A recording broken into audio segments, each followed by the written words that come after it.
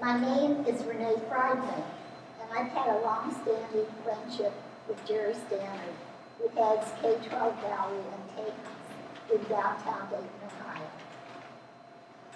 When my brother, who was born when I started high school, we never became close until he was much older, of course, because I was busy with my high school projects and he was a little boy. He was a beautiful little boy. When we got close, he grew up and he had a tremendous interest in art from the very beginning. He played an instrument, but his real drive seemed to be towards doing art, or almost compelled to do art from a very early age. And so Brian, who was my brother, worked on his art daily. Every day he did pictures. And as he went to college, he took various art courses in different places and privately, but his feeling about art was a natural feeling. It was a natural talent that I don't think all the teachers who taught him could possibly have changed his direction that he was taking his art. And unfortunately, we didn't really realize that what he was an impressionistic painter. Although you could tell exactly what he was painting, there was sort of a free form to it sometimes. And artists here at K-12 Gallery told me that he was a brilliant impressionistic painter. Unfortunately, he passed away in 2015, suddenly. And at that point, he left in his home, which I was responsible for, almost 800 frame paintings. And my thought was, what am I going to do with all these paintings? The frames were beautiful, many of the pictures were beautiful, but what would I do with them? Brian was not tremendously successful with all the art shows that he went to, some in Dayton, in other cities, even as far as Chicago, but he priced them kind of high, and he wasn't real outgoing always with strangers, so his art was not so attractive to people at his years. But when I was trying to figure out what am I going to do with all that art, one day I stopped at K-House at K-12 Gallery occasionally. And one day when I came here, nobody was in the front rooms at all. But as I walked back, Lisa Deneen was sitting there working on some of her art. And she said, "Hi, can I help you?" And I told her about my brother. And she said, "Let me talk to Jerry and see if we can help you." And that was just like an angel from heaven came, because I had no idea what to do with his art. Well, to make a long story short, Jerry Stannard was very, very positive about the art.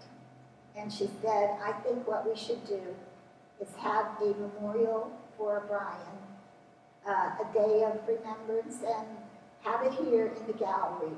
We'll send out lots of publicity, and we'll have food, and we'll make it a gala occasion." That's what she did.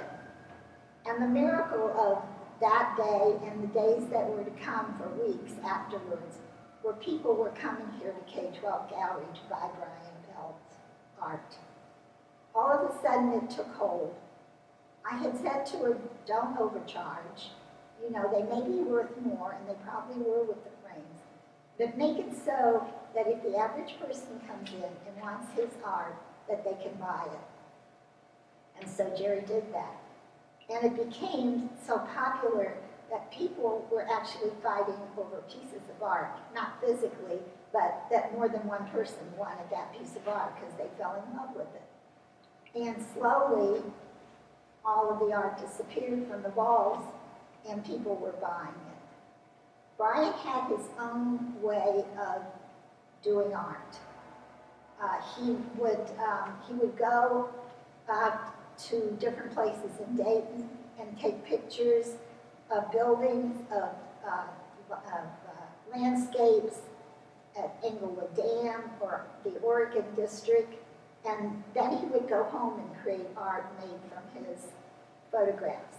He had a lot of things that influenced him, including African art. I don't know where that came from, but some of it might have been from National Geographic.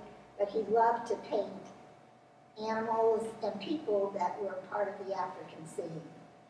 And he also loved, more than anything, I think we had that in common, he loved pictures of water and ships and islands and all of those things that make you want to go there. And they were very beautiful with their coloring and pretty realistic, although there was always that little bit of impressionism with them. So people just carried them home, sometimes 2, 3, 4 paintings at one time. As I said, Brian graduated from the University of Dayton with a Bachelor of Arts degree, and he was very, very fixed on his art.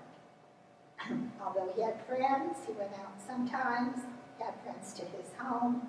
He was a very good-hearted person, and if any of his friends needed help, he was right there for them.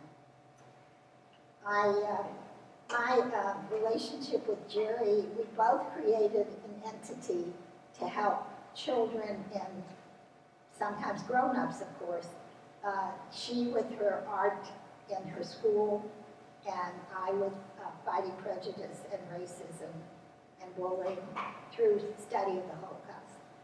So we started having our good successes about 1993 when Jerry started K-12 in Tejas, and I was doing the Resource Center. Periodically, I had art. We had this is Brian and my grandfather, Max May, who was an artist. And Brian wrote in one of his books that he was the most impressive artist to him, and he adored his grandfather, as I did, but he was also an inspiration to him. My grandfather had a completely different type of art. It was very realistic and very beautiful, but Brian had the talent right off the bat, so he just wanted to create art. And when we, about almost 30 years ago, I started a Holocaust art and essay contest. The art contest was named after my grandfather, Max May, and the essay contest after my grandmother, who was a great reader of books, the writing contest. And Jerry had us, when she was in her other building on East 3rd Street, she had us there do exhibits with the Holocaust art, which was children's art from the 5th or 6th grade through the 12th grade. When Jerry Standard decided to take the art and have the sale and remembrance for Brian, I said to her that I thought that I would donate whatever funds they collected for the art, and it was a lot of pieces. I think it must have been more than 600 pieces of art that they sold in that time period. And particularly the first day that people kept coming back and bringing friends, and it just was really going. So Jerry had a situation where she was in this big building, it's an older building, and the city would not give her accreditation and licensure for a school, which she had all along, until the HVAC was improved or made satisfactory for this size building. And so what happened was that the money that I donated turned into the HVAC, which eventually got K-12 in Tejas the license and all the accreditation for this building to be a school.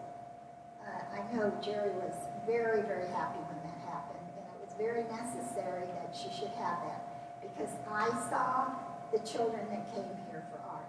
I saw them bring their parents. I saw them working hard, and having an opportunity that they weren't getting necessarily in their own schools, in their homes, or anywhere.